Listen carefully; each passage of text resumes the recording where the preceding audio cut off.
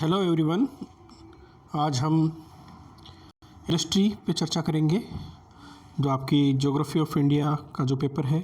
इसके अलावा आपका इन जनरल इंडस्ट्री का क्लासिफिकेशन और इस पर लेक्चर फर्स्ट है, उस पर हम बात करते हैं। जो मैन्युफैक्चरिंग इंडस्ट्री होती क्या है? Basically production of goods in large quantities after processing from the raw material to more valuable product is known as manufacturing या विनिर्माण, जिसको हम बोलते हैं मैन्युफैक्चरिंग करना।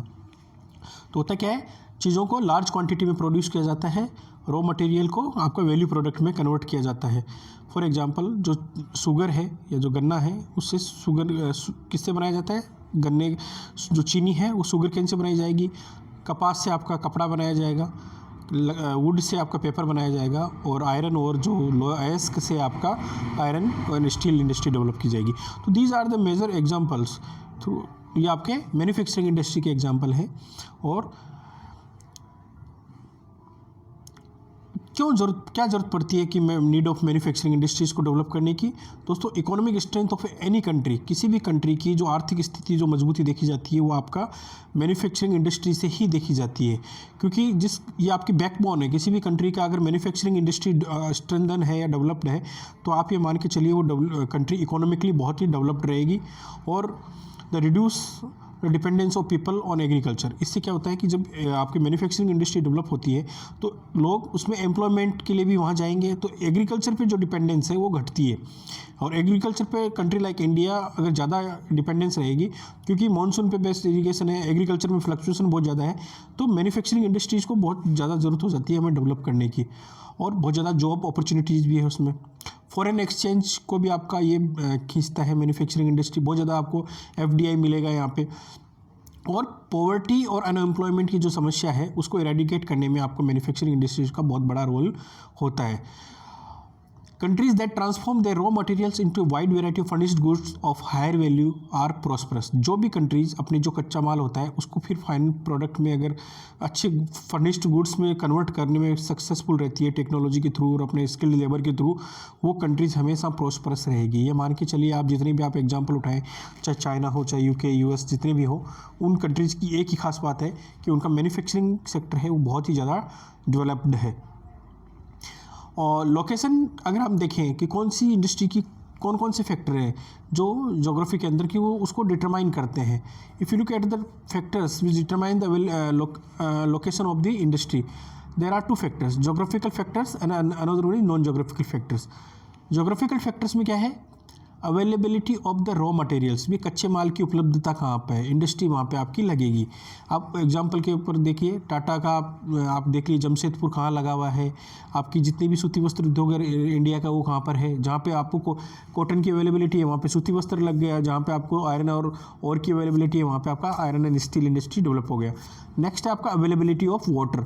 किसी भी इंडस्ट्री को आपको रन करने के लिए मैक्सिमम इंडस्ट्री जैसे हैं जिनको वाटर की बहुत ज़्यादा ज़रूरत होती है, तो वाटर की अवेलेबिलिटी होनी चाहिए और क्लाइमेटिक कंडीशंस आपके अच्छे होने चाहिए। These are the major factors which geographical factor which affects the location of a industry. Non geographical factors में अगर हम देखें तो अवेलेबिलिटी ऑफ द इलेक्ट्रिसिटी, मतलब विद्युत की उपलब्धता होनी चाहिए, skilled cheap and skilled labour होना चाहिए, आपका मजदूर जो उसमें काम करेगा वो स्किल्ड होना चाहिए और सस्ता होना चाहिए। ट्रांसपोर्ट एंड कम्युनिकेशन की फैसिलिटीज़ आपको होनी चाहिए, रेल, रोड, आपका एयर ट्रांसपोर्ट, इन सब कम्युनिकेशन फैसिलिटीज़ जब आपको अवेलेबल रहेगी, तो ये भी आपका एक फैक्टर है जो आपको ज्योग्राफिकल जो आपकी इंडस्ट्री की लोकेशन को डिटरमाइन करेगा। नेक्स्ट है मार्केट। मार्केट भी बहुत बड़ा फैक्टर है दोस्तों। Market for the finished good और as well as for market the consumption. आप एक कहाँ उस जो आप प्रोड्यूस करोगे उसके लिए मार्केट की अवेलेबिलिटी होना बहुत ज़रूरी है। कैपिटल इन्वेस्टमेंट, आपको कैपिटल इन्वेस्टमेंट और सूटेबल गवर्नमेंट पॉलिसीज़, ये सारे फैक्टर्स हैं जो आपके किसी भी इंडस्ट्री को लोकेशन को डिटरमाइन करते हैं। तो इंडस्ट्री को हम अगर डिवाइड करें तो on the basis of raw material, on the basis of ownership, capital investment, bulk and weight of raw material and finished good, तो इसको अलग अलग बेस पे हम इसको डिवाइड कर सकते हैं। Agro based industry, mineral based industry, ये रॉ मटेरियल के आधार पे हम लोग है ना डिवाइड करते हैं। कैपिटल इन्वेस्टमेंट के आधार पे हम large scale industry, small scale industries, ownership के आधार पे भी हम इस इंडस्ट्री को डिवाइड करते हैं, आगे हम चर्चा करेंगे वन बाय वन। और वेट के आधार पे बेसिक और की इंडस्ट्रीज और light industries, these are the basic classification of industries on the basis of different criterias. तो on the basis of source of raw material, कच्चे माल के आधार पे अगर हम डिवाइड करें तो दो तरीके से डिवाइड कर सकते हैं। Number one agro based industries और another one is mineral based industries. Agro based industries से तात्पर्य दोस्तों जो एग्रीकल्चर से जिनको रॉ मटेरियल मिलता हो या कच्चा माल मिलता हो। फॉर एग्जांपल कॉटन जो आपका है, सूती वस्त्र उद्योग कॉटन पे आपका रहता है, कपास जिस तरह से, wool industry, jute, silk textile, rubber and sugar, tea, coffee etcetera, ये जितने भी एग्जांपल्स हैं ये रॉ मटेरियल आपका इनको कृषि से ही या एग्रीकल्चर से ही रॉ मटेरियल इनको मिलता है और इसलिए इनको एग्रो बेस्ड इंडस्ट्रीज़ या कृषि आधारित उद्योग कहा जाता है। नेक्स्ट है आपका mineral based industries. Mineral based industries के अंतर्गत आपका अगर हम देखें तो iron and steel, cement, aluminium और machine and tools industries etcetera, these are the major industries which are based on the minerals.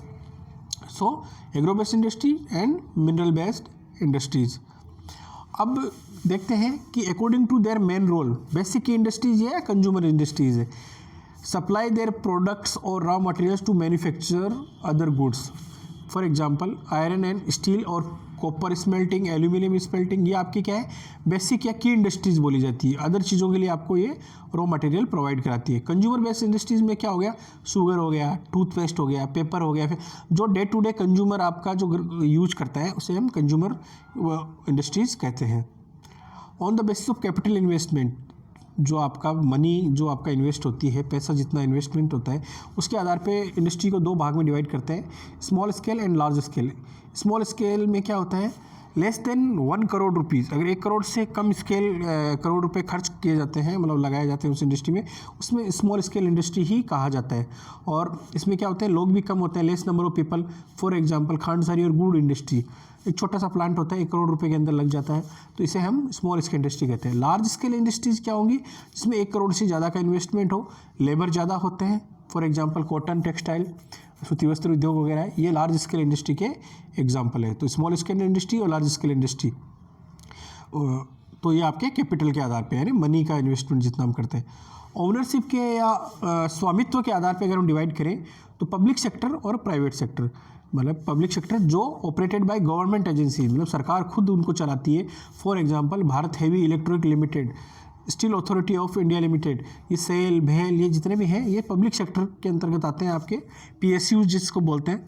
Next आपका प्राइवेट सेक्टर, जिसमें आपका जो स्वामित्व रहेगा वो प्राइवेट ऑर्गेनाइजेशन के पास रहेगा। For example owned and operated by the individuals और group of individuals. For example TISCO, Bajaj auto limited, Dabur industries, these are the private sectors industries, है ना। तो नेक्स्ट आपका जॉइंट वेंचर और कोऑपरेटिव सेक्टर। जॉइंट वेंचर क्या होता है, जिसमें सरकार मतलब राज्य और आपका इंडिविजुअल या ग्रुप ऑफ इंडिविजुअल्स मिलकर किसी इंडस्ट्री को चलाते हैं। For example OIL, oil India limited, jointly जितने भी आपका ONGC वगैरह है, ये अब आजकल क्या है जॉइंट वेंचर हो गए, जिसमें पब्लिक प्राइवेट PPP मोड पे आपका पैसा इन्वेस्ट किया जाता है और सरकार और प्राइवेट ऑर्गेनाइजेशन मिलकर इसको रन करते हैं। तो fourth one is cooperative sector, owned and operated by the producers or supplier of raw materials, workers और both, ये खुद ही चलाते हैं मतलब अपना इंडस्ट्री। कोऑपरेटिव सेक्टर वाले लोग they pool in their resources and share the profits of losses proportionally, आपस में जो कच्चा माल जो प्रोवाइड करा रहा है, जो उसको बेच रहा है, वो सब मिलके एक कोऑपरेटिव सोसाइटी बना लेते हैं और इसमें प्रॉफिट और लॉस आपस में डिवाइड कर लेते हैं। For example sugar industry in Maharashtra, coir industry in Kerala, coir होता है आपका जो नारियल की जटा होती है उसका जो उद्योग है केरला का, ये सारे कोऑपरेटिव सेक्टर में चलने वाले उद्योग हैं।